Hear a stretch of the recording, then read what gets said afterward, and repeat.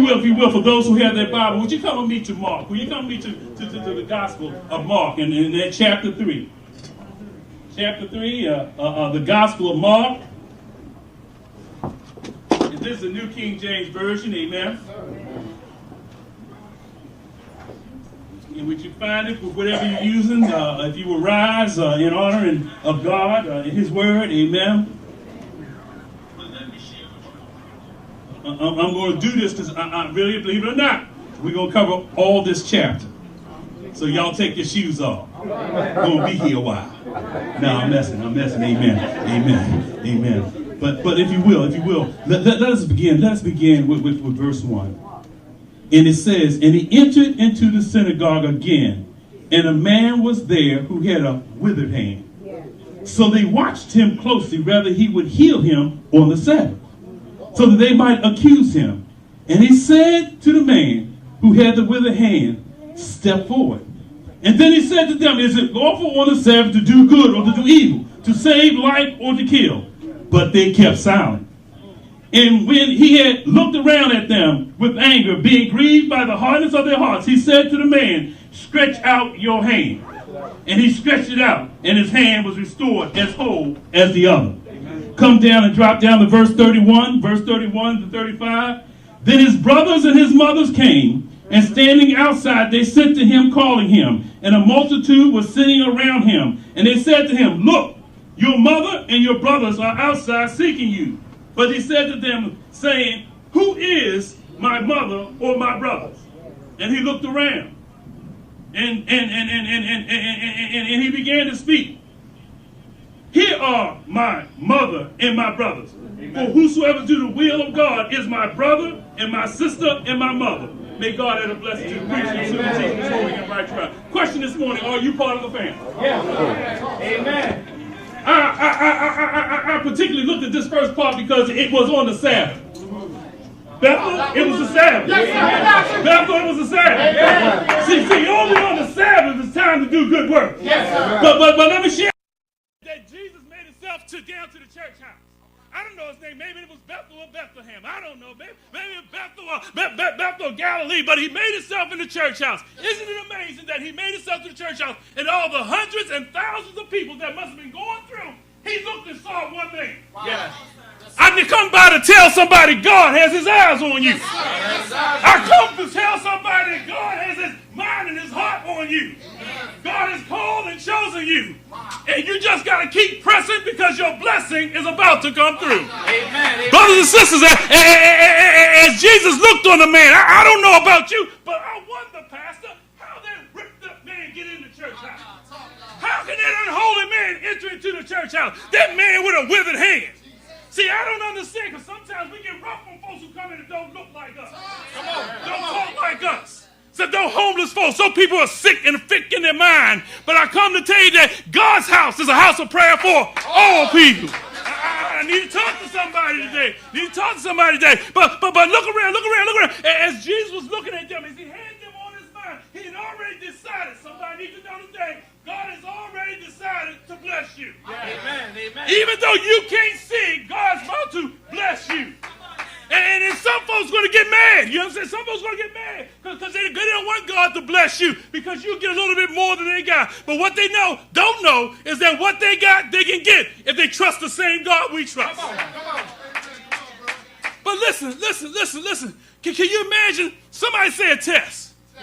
Let me share with you. Let me tell you. God don't tempt you. He tests you. And he looked at the man with the withered hand, Pastor. He looked at him and he said, come here. No, he said, come here. No, he said, come here.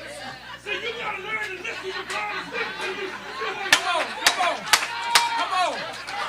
Y'all keep talking about y'all waiting on God and God is waiting on me. That's the first step. That's the first step. Get your withered hand in position. Come on. How long that hand been withered?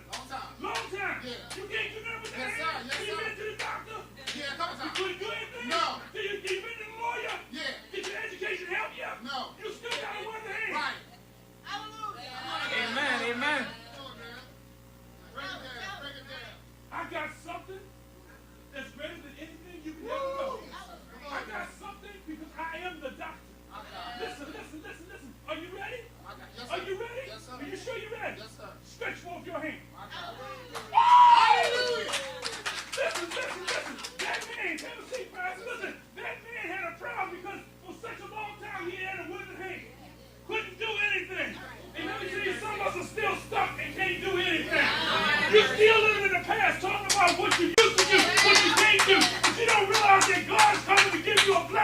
that breakthrough. Amen. He Amen. wants you to learn to press past your situation. He wants you to press past whatever you are today. Listen, your past and your present got nothing to do with your future. Come on.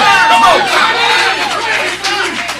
I stopped by to tell your family that God came to bless us and to make us whole. So we could stretch out. So we could stretch out. And then we will press through. I don't know what you're going through, but God says press through. That's what David said, press through. I don't care about the sickness, racism, I don't care about your poverty. Tell them to press through. In other words, hold on to God's unchanging hand. Brothers and sisters, I need us to understand that God wants us to press through. He wants us to press through. And the devil don't want us to press through. The devil wants us to stay right where we are. He wants us moaning and groaning. He wants us all upset, worried about who's president. Listen, he's president today. Tomorrow, he'll be somebody else. Look. God who created heaven and earth can't be stopped by one man or one nation. God has all what? It is. And don't you know his hands are on you? Don't you know that you in God's hands? Don't you know if God is for you, can't nobody stand against you? I just come to tell you to keep pressing.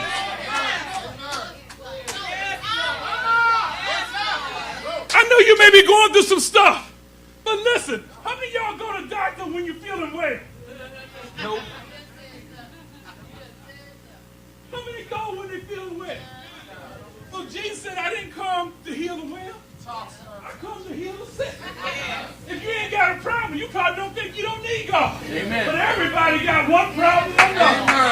Sometimes that problem is in your own household, but it's a family affair. Yes, sir. Listen, brothers and sisters. As we share with this, I believe that God is talking to somebody about trying to get them to press through. Somebody that's held back. Somebody that's set back. Somebody that's been cast down and cast out. I come to tell you that God says you can press through. You can press. I know you can't do it by yourself. That's why God said I'll never leave you nor forsake you. Come on. See, I know you can't do it, but God says that I'm with you. And guess what? Not only is God with you, but the family of God, because it's a family affair. Come on. See, Deacon Tilghman.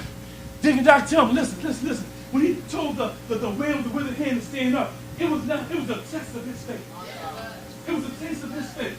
And sometimes our faith needs to be tested. Yes. Because we think we can do some things, but think that we can't do all things. But the Word of God, that mighty Word of God, the one that created heaven and earth, said you can do all things through Christ who strengthens you. You gotta have Christ in your life. It's a family affair.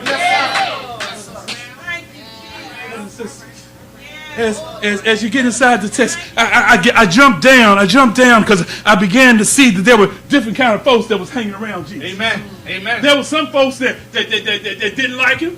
Amen. There were some folks who followed him, and then there were some folks who thought they were going to help him.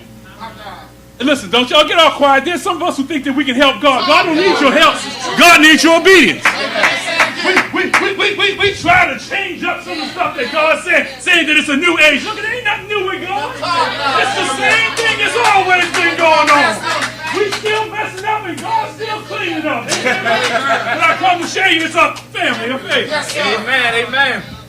Brothers and sisters, as we get inside there, I need you to understand that the word got through that Jesus was in the house.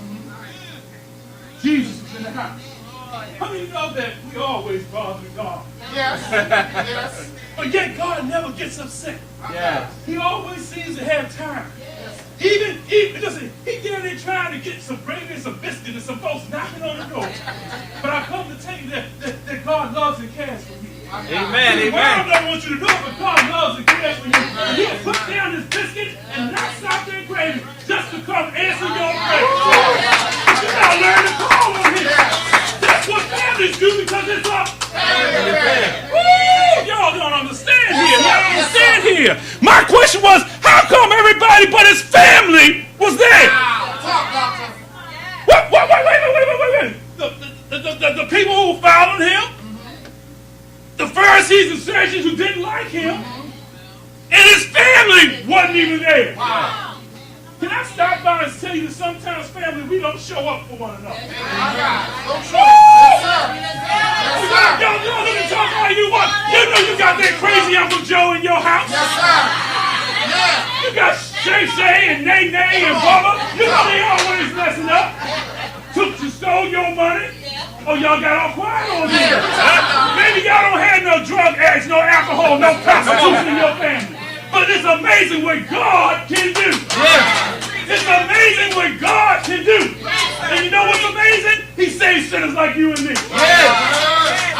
One day we were the ones on the outside. But God don't want you on the outside. He wants you on the inside. But you got to learn to press through.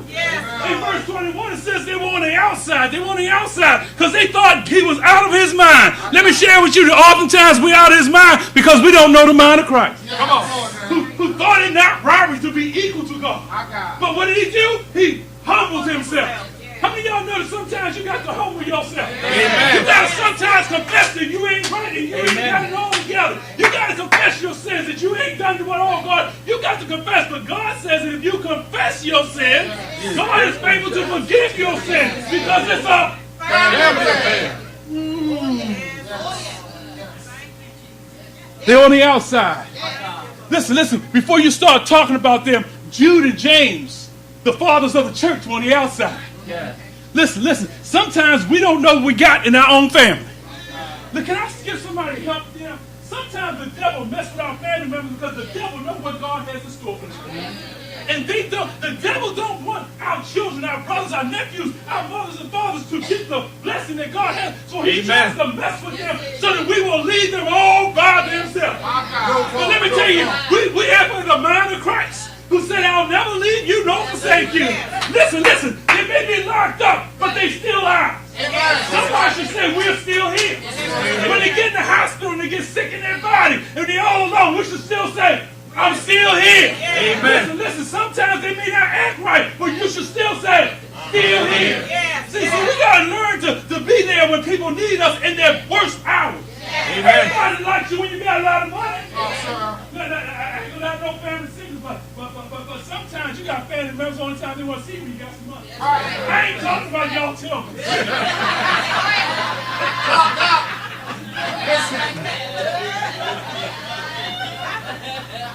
You get that phone call, y'all know. Y'all know. Oh, please touch my family. It's a family affair. Y'all get that phone call. Yes, sir. Uncle Leo, can I get $1? Oh, no, I'm sorry. Can I get $10? No. Can I get $100? He got a gas ass for $100. They talk to you in 4 months. Come on. Am I talking to anybody? And anybody got some family members like that? Got people locked up, jacked up, and messed up. You should know because we used to be there. Amen. Praise God. Amen.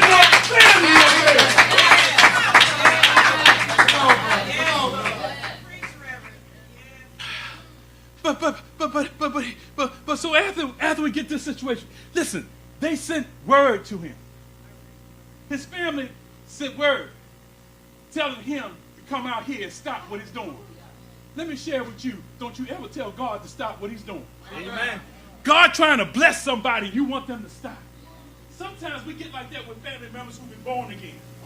We try to tell them to stop. We try to tell them to stop talking about Jesus. We tell them to stop talking about going to church. We got to stop telling them about how to pray. We mess up and try to tell them to stop. But listen, this train don't stop until the Holy Ghost stops. And somebody told me a Holy Ghost party don't ever stop. See, we got to be willing as family members to go into the deepest places and claim back our family. I don't care what alley it is. It ain't the first alley you've been through. It ain't listen, if it ever by the grace of God, then you're not in jail. Anybody here will admit that they would have been there? Everybody would have been there. Amen. Listen, the only reason they may not have a job, but you know it's only by the grace of God that we got one. And somebody said God gives freely and we're supposed to give freely. Amen. Because it's a family affair. Brothers and sisters, as the text goes on, it comes down to this section in verse 31. Then his brothers and mothers came, brother and mother came, and standing on the outside, sent word to him. Don't send me no word, you come in yourself. Sometimes you got to press through yourself. See, can't nobody touch me. Can't nobody encourage me like you can encourage me. Amen. I know the preacher will come by, but the preacher ain't my brother or my mother. Right. See, sometimes you need somebody else. Sometimes you need your own folks to come by and encourage you when you're down to get back up. Amen. Somebody to tell you to stop shaking all that salt and sugar on your food. I got a salt police in my house. Right. And some folks don't like it. But the only reason they're doing it is because they love you. Some stuff we're told because God loves us. God knows what's good for us. And even though we don't like it, He's telling us what He does. How many of you know that sometimes God tells us to turn around and we keep going on? Amen. Come on. Anybody been in the left lane? Yes, sir. Anybody been in the left lane and that person in the left lane only going 65? And you mad? Let me help some other people. Some of y'all know that y'all been at 75.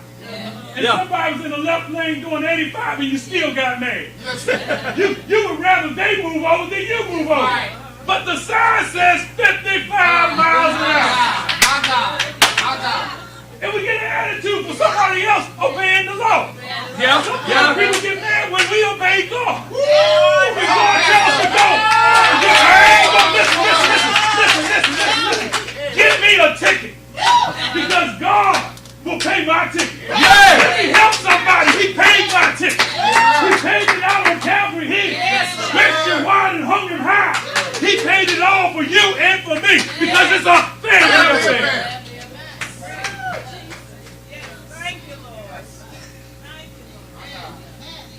I'm trying to get us there to imagine that Jesus is in there and he's teaching them about loving one another. He's teaching them about forgiving one another. He's teaching them that God loves and cares for them and that with God all things are possible. He's teaching them that there'll be trouble, but trouble don't last always. He's trying to tell somebody that listen, by the blood, I'm going to forgive you of all your sins. He's talking to some little, some cripple, somebody who can't walk, somebody who can't talk, somebody who's broken-hearted. And he said, listen, I come to mend the broken heart. Amen. But yet somebody on the outside is saying, stop and come here.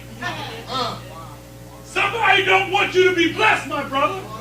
But let me tell you, those who love you, they're not going to send a word. They're going to come themselves by the word. They're going to come because, listen, they gathered around wanting to touch him. How many of y'all want to touch Jesus? Amen. How many of y'all want to be touched by him? How many want to be healed by him? Made whole by him? Set free by him? I'm just telling you, it's a family affair. It's a family affair, Sister Jane. It's a family affair. And sometimes Jesus looked and all of a sudden the tension started to rise. It got kind of rough in there, Sister Shane. It got kind of tough in there. The fire began to burn. Because Jesus was about saving folks. And I know they're talking about you. But what I want to know, will you come go with me to my Father's house? I want to know will you come and go. I know I'm not always right, but I want you to come and go with me to my Father's house. Listen, if you love somebody, if you love the person next to you, why don't you grab their hand and say, why don't you come and go with me to my Father's house? Why don't you encourage them to press on to the high walk of their calling? Why don't you tell them, I'm not talking about Melvin James, I'm not talking about Johnny Carr, I'm not talking about Brother Smith, but I'm talking about to my Heavenly Father's house. Amen. It's a family affair. This word says that one child loves to learn. Anybody got that child? How many of y'all got one that you love to burn? Oh, y'all ain't gonna admit that out there. But listen, Scott said mother loves both of them. Unfortunately, that's not true, all this. Amen. But God loves both of them. Amen. God loves both of them. And he says it's a family affair.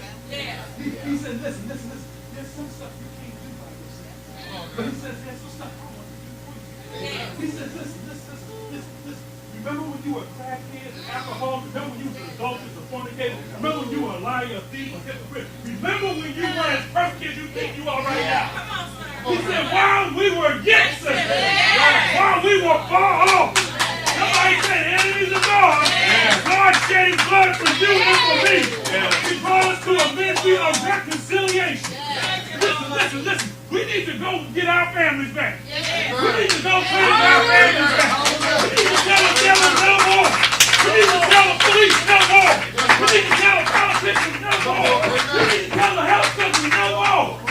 Because we serve a living God. A living God.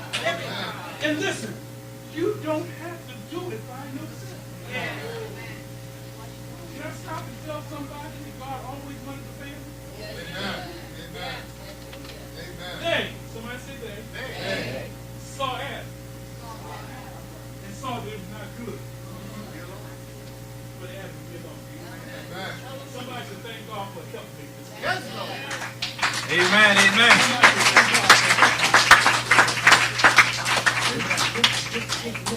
Before you get all mad and whatnot, remember what he also told you? Love your husband. Yeah. Listen, respect and honor your husband.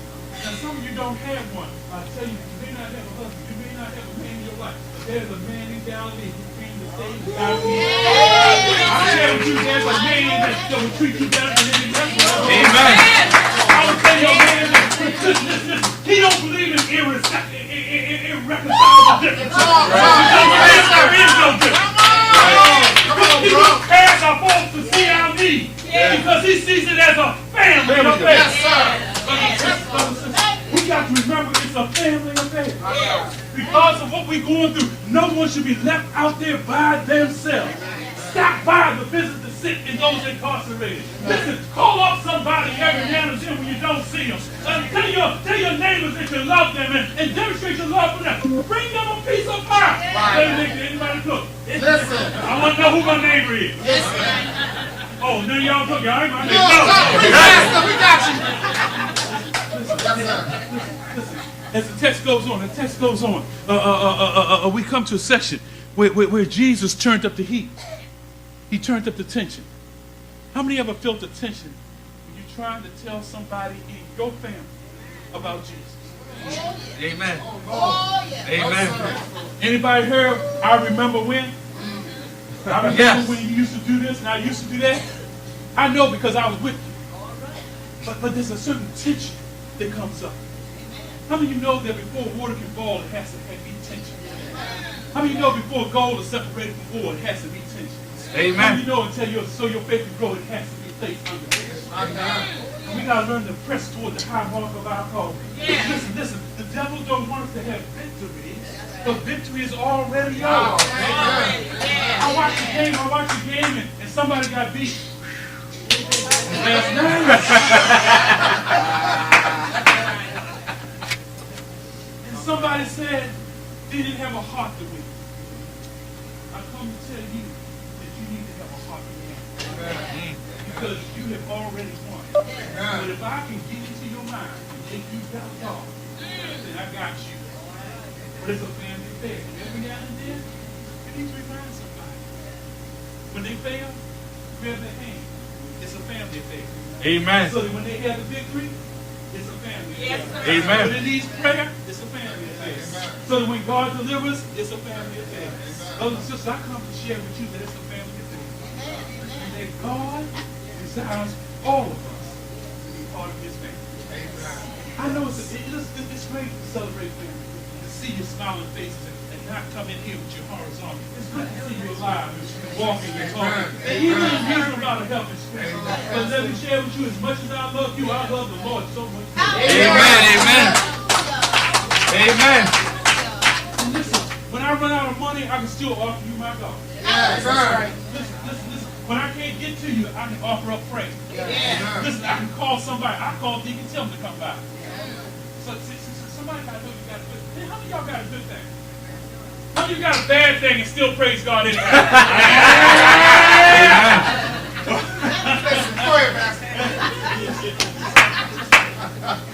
Sometimes we don't appreciate what God gives us.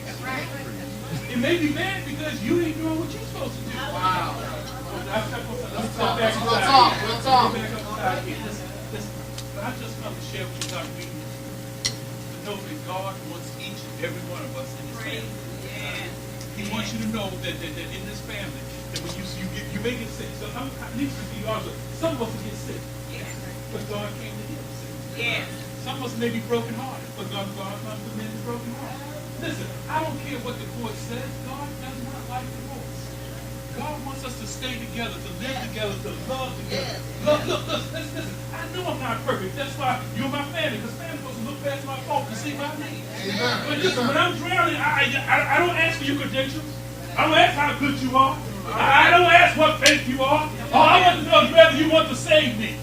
But let me share with you as I go to take my seat. It's a family affair. But to get into God's family, you got to believe in the Son. You got to believe He was crucified on the cross. You got to believe that they stretched him out and that He was dead and buried. But you also got to believe that He rose on the third day with all power. He rose up so that you and I could be one big family.